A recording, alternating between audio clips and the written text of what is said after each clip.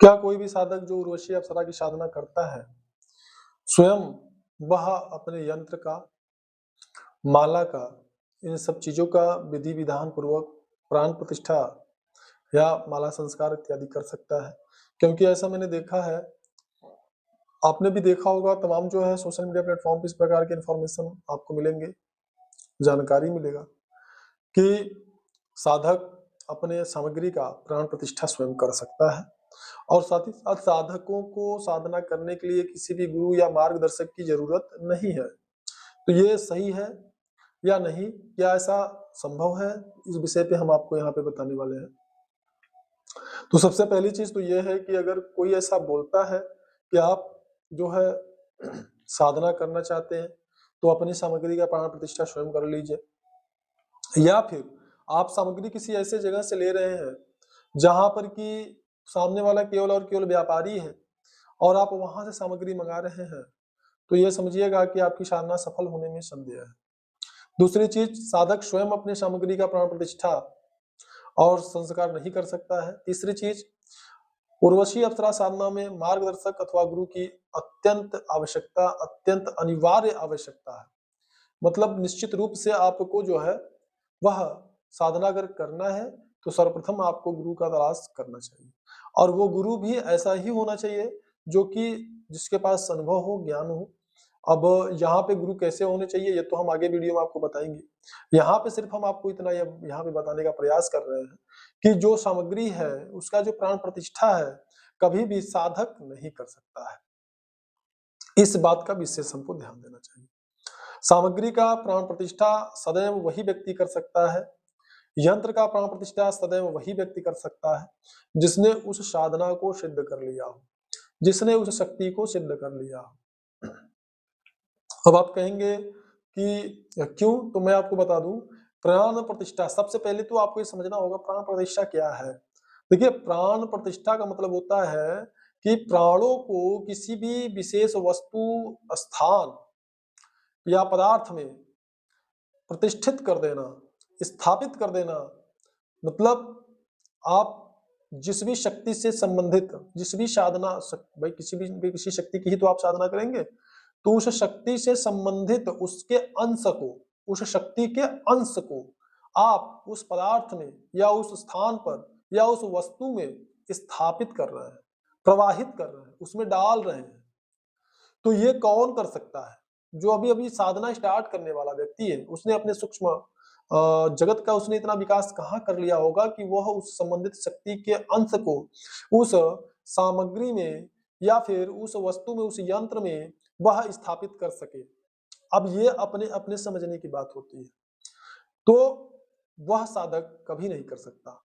ये सिर्फ वही व्यक्ति कर सकता है, जिसने कि अप्सरा की साधना की हो, देवी उर्वशी की साधना की हो, उनको सिद्ध किया हो।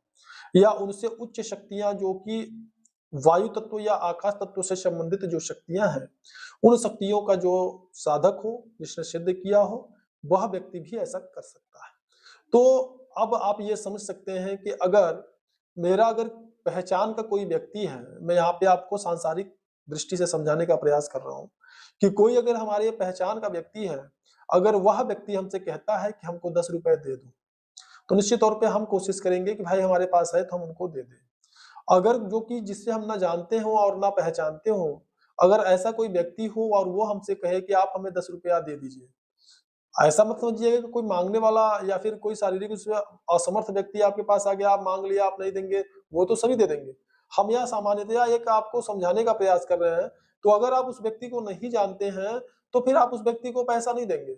ठीक इसी प्रकार से आप अगर किसी दिव्य शक्ति के अंश को, ऊर्जा के अंश को अगर किसी वस्तु में प्रतिस्थापित करने की बात करेंगे, स्थापित करने की बात करेंगे, प्रवाहित करने की बात करेंगे, तो वो सिर्फ वही कर सकता है जिसका डायरेक्ट संपर्क उस संबंधित शक्ति से हो, जिसने अपने उस मंत्र का सूक्ष्म विकास कर लिया हो, उस मंत्र की व्यापकता जो जिस मंत्र से उसने साधना किया है, उस मंत्र की इतनी व्यापकता हो गई हो कि उसके द्वारा वो संबंधित शक्ति जो है अपने अंश को उसमें स्थापित करने का उसे अनुमति दे।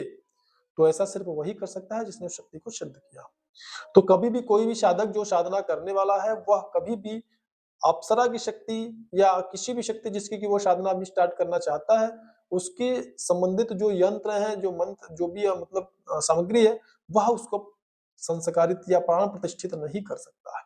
तो इस बात का मुझे लगता है कि आप जो है स्वविवेक से अगर निर्णय करेंगे तो आप भी इस बात को समझेंगे जो कि मैंने आपको बताया। तो दूसरी चीज क्या है कि अगर आप कहीं से यंत्र खरीद रहे हैं तो सबसे पहले तो आप ऐसे समझिए कि जो भी सिद्ध साधक होगा, जिसने कि देवी की साधना की होगी, वह कभी भी आपको यंत्र देगा ही नहीं, क्योंकि उसके पास इतना समय ही नहीं है, वो तो अपनी साधना में लगा होगा।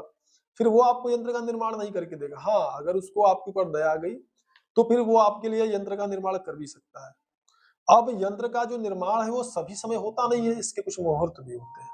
यानी जैसे नवरात्रि हो गई, दोनों नवरात्रियां, गुप्त नवरात्रियां भी हैं उसमें शामिल है, पूर्णिमा और अमावस्या की भी ये जो मुहूर्त होते हैं, साथ ही साथ कुछ विशेष योग होते हैं, रवि पुष्य नक्षत्र वगैरह जो भी होते हैं। तो इस प्रकार के जो पुण्य नक्षत्र होते हैं या पुण्य जो है तिथियां होती हैं, मुहूर्त होते हैं, तो ऐसे ही समय पर आप जो है इन यंत्रों का निर्माण कर सकते हैं। आप मतलब जो सिद्ध साधक है वो करते हैं, जो जिसने अभी साधना स्टार्ट नहीं किया और जो साधना स्टार्ट करने वाला है, ऐसे लोग नहीं कर सकते। अब हमारे जो साधक रहे हैं या जिनके पास कभी हमारे द्वारा यंत्र पहुंचा होगा, ऐसे साधकों को तो यंत्र हमारा पहुंचने के बाद ही उस यंत्र का चमत्कार ही उनको महसूस होने लगता है, जिसके संबंधित कि आप अगर अनुभव देखेंगे तो हमारे चैनल पे पड़े हुए हैं कि हमारा यंत्र अगर उनके पास पहुंचता है तो पहुंचते ही उनको उसका जो है प्रभाव समझ में आने लगता है, उसकी विशेषता समझ में आने लगती है। तो ऐसे जगह से आप यंत्र ना खरीदें, नहीं तो बाद में आप बहुत समय तक साधना करेंगे, बहुत समय तक आप जो है कि कठोर परिश्रम करेंगे, बाद में फिर रोना पड़ेगा, परेशान होना पड़ेगा, हो सकता है आपका आत्मविश्वास भी टूट जाए कि नहीं ऐसा कुछ होता नहीं है, सब बकवास है। तो ऐसा आपको ये सारी चीज़ों को समझना होगा, देखना होगा, सत्यता क्या है। तो ये सारी चीज़ अब आपको क्लियर हो गई होगी कि आपको यंत्र कहाँ से लेना है, जिससे मार्गदर्शन लेना है, कोशिश करें कि गुरु या मार्गदर्शक तलाशें, जिसने की साधना की हो। अब आप पहचानेंगे कैसे? उसके उसके जो भी संरक्षण में साधना करने वाले साधक हैं, उनको आप देख करके, उनकी अवस्था को समझ करके, या अगर उन्होंने जैसे यूट्यूब पे कुछ लोग वीडियो वगैरह डालते हैं, तो उसको भी आप देख करके इसका जो है जस्टिफाई कर सकते हैं। मतलब अपने आप से इसका निर्णय कर सकते हैं कि हाँ, इनके मार्गदर्शन में साधना करना चाहिए, नहीं करना चाहिए। तो अब ये सारी चीज़ें हैं कि अब वो गुरु जो है वो मार्गदर्शक अगर वास्तव में उसने साधना को सिद्ध किया तो आपको गुरु अपना शिष्य बनाएगा भी कि नहीं, ये तो भाई उसके ऊपर डिपेंड करता है। तो ये सारी चीज़ें हैं, आप उसको स्वयं उसका निर्णय कर सकते हैं। वीडियो में सिर्फ इतना ही, मिलते हैं नेक्स्ट वीडियो में, तब तक के लिए धन्यवाद।